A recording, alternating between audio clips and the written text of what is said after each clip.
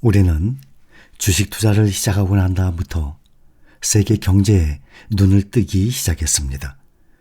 매일매일 나오는 뉴스들을 함께 접하면서 지식이 점점 쌓여가고 있는 중입니다.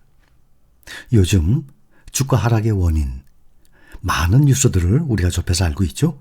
금리 인상의 원인, 바로 인플레이션, 물가 상승으로 매년 생활비가 오르기 때문에 이전과 같은 생활을 유지하기 위해서는 이전보다 더 많은 돈이 생활비가 필요하게 됩니다. 10,000원으로 샀던 것을 이제는 11,000원, 12,000원이 필요한 건 아닙니까? 그래서 주가 하락이 작년 특히 1년 동안에 금리 인상, 특히 또 왜 금리 인상이 되냐, 인플레이션, 물가 상승을 잡기 위해서 말이죠. 인플레이션은, 물가 상승은 돈의 가치를 떨어뜨려서 구매력을 낮추게 됩니다. 결과적으로 자산의 감소 효과를 가져오게 되는 거예요. 이 정도는 이제 웬만해서는 대부분 알고 계실 겁니다. 인플레이션이 낮다고 문제가 또 해결되는 것도 아닙니다. 인플레이션이 낮게 되면 금리 역시 낮게 유지가 됩니다. 지금 인플레이션 많이 잡혔죠? 더 잡히게 되면 금리가, 지금 계속 올라갔던 금리가 떨어지게 되는 것입니다. 인플레이션이 낮으면 금리도 역시 낮게 되고, 인플레이션이 높게 되면 금리 또한 지금 올라가는 거예요. 이 정도는 여러분들이 그 순환을 알고 계실 겁니다. 금리가 낮게 되면 이자 나온 것으로 노후를 말씀드리는 거예요. 이자 나오는 것으로 노후 생활을 했던 사람들, 그 이자로 먹고 살기가 힘들어지게 됩니다. 금리가 낮아지니까. 금리가 높아야 그만큼 이자가 비례적으로 많이 나올 것 아닙니까? 지금 인플레이션이 9%대까지 치솟았다가 지금 6%로 떨어졌죠? 앞으로 2%대까지 떨어지기를 바라는 것 아닙니까? 그래서 금리를 작년부터 계속 올린 것 알고 계시듯이 수차례 자이언트 스텝을 밟으면서까지 말입니다.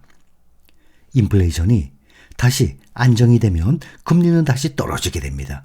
그렇게 되면 주식시장 어떻게 되겠습니까? 다시 또 상승을 하게 되죠. 이것이 역사적으로 순환이 되는 거예요.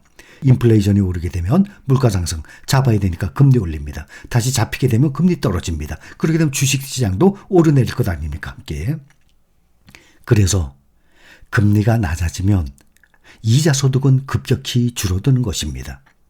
또 금리가 올라가게 되면 이자 소득은 당연히 올라가지만 인플레이션 물가 상승 때문에 금리가 올라간 것 아닙니까? 그만큼 이자 소득이 올라가는데 인플레이션 물가 상승률 또한 그만큼 높아지게 되는 것 아닙니까? 노후 자금을 채권이나 은행에 넣어둔 사람들은 은퇴 후에 어느 시점에 도달하게 되면 그 이자 가지고는 먹고 살기 힘들어요. 분명히. 그동안의 외식비도 줄여야 하게 되고, 해외여행 당연히 횟수도 줄어들게 되고, 노후자금의 원금의 일부를 찾아서 생활비로 써야 하는 상황이 발생을 하게 될 것입니다. 그것은 뻔한 결과가 나와요. 투자 원금을 찾아 쓰게 되면 비례적으로 이자 소득이 또 그렇지 않아도 모자라서 투자 원금을 쓰는 건데 이자 소득이 또 줄어들게 됩니다. 자녀에게 남겨줄 유산 당연히 줄어들게 되죠. 이렇게 큰 자산을 소유한 부자들을 제외하고는 주식을 보유하지 않고서는 20년에서 30년에 이르는 긴 시간에 그 안락한 노후 생활을 할 수 없는 현실이 되는 겁니다. 주식을 보유하는 이유가 바로 그것입니다. 돈을 은행에 넣어두는 것은 10년, 20년이 지나도 그 돈의 가치는 전혀 늘어나지 않습니다. 10,000원짜리 돈을 손에 들고 있는데 10년, 20년 지나도 10,000원 아닙니까? 이미 다 말씀을 드렸잖아요. 똑같아요. 은행 이자로 먹고 살아요? 어림도 없습니다. 금리가 떨어지게 되면 이자 조금 나와요. 금리가 올라가게 되면 이자가 좀 더 올라가겠죠. 대신 금리가 왜 올라갔습니까? 인플레이션, 물가 상승 때문에 금리가 올라간 것 아닙니까? 그게 그거예요. 똑같아요. 그러나 그 돈을 주식으로 보유하고 있다면 S&P 500 ETF 기준으로 배당금 포함해서 연평균 10% 이상의 수익률을 올려요. 이건 역사적인 사실이에요. 그런데 우리는 S&P 500 ETF뿐만 아니라 그것보다 수익률이 더 높은 나스닥 100, 필라델피아 반도체, 2차전지, 또 빅테크주들 이런 거에 분산 투자 중이에요. 그렇기 때문에 연 10%를 훨씬 넘는 수익률을 누릴 수 있기 때문에 가장 적은 규모의 원금 3억, 그 이상만 돼도 어느 정도 노후 생활을 할 수 있다고 말씀을 드리는 것입니다. 3억이면 사실 적어요. 적어도 5억은 돼야 어느 정도 좀 여유가 생깁니다. 3억은 정말 빠듯해요.